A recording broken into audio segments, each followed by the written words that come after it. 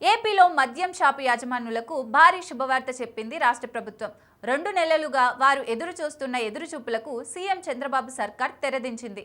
దీంతో వైన్ షాపుల యజమానులు హర్షం వ్యక్తం చేస్తున్నారు. ఆంధ్రప్రదేశ్లో మద్యం షాపులు నిర్వహిస్తున్న యజమానులు కొద్ది రోజులుగా 20% మార్జిన్ ఆశిస్తూ ఆందోళన వ్యక్తం చేస్తున్నారు. అయితే వారు పొందుతున్నది కేవలం 10% మాత్రమే కావడంతో ప్రభుత్వాన్ని పరిగణలోకి తీసుకోవాలని వారు కోరుకుంటున్నారు.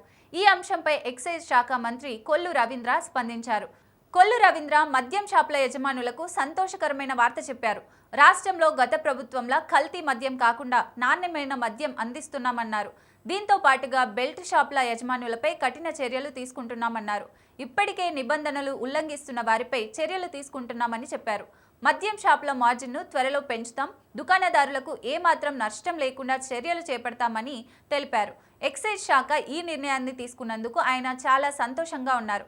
రాష్ట్ర ప్రభుత్వం మద్యం షాపులకు టెండర్ నిర్వహించే ముందు 20% కమిషన్ ఇస్తామని వెల్లడించింది.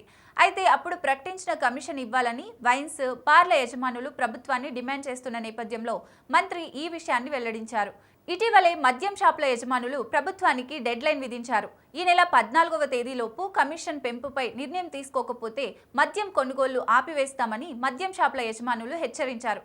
ప్రస్తుతం 9.5% కమిషన్ ఇస్తున్నారని, దీంతో లైసెన్స్ ఫీజులు కట్టలేమని వాపోతున్నారు.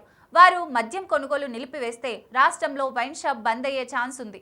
ఇదిలా ఉండగా వైన్ షాపుల్లో ఎంఆర్పీకి మించి మద్యం విక్రయం చేస్తే భారీ జరిమానా విధించనున్నట్లుగా సర్కార్ తెలిపింది. బెల్ట్ షాపుల్లో అమ్మకాలు జరిగినా కఠినమైన చర్యలు తప్పవని హెచ్చరించింది. తొలిసారి ఉల్లంఘన చేస్తే 5 లక్షల వరకు జరిమానా, రెండోసారి దొరికితే లైసెన్స్ రద్దు చేస్తామంటూ ఓ ప్రకటన విడుదల చేసింది.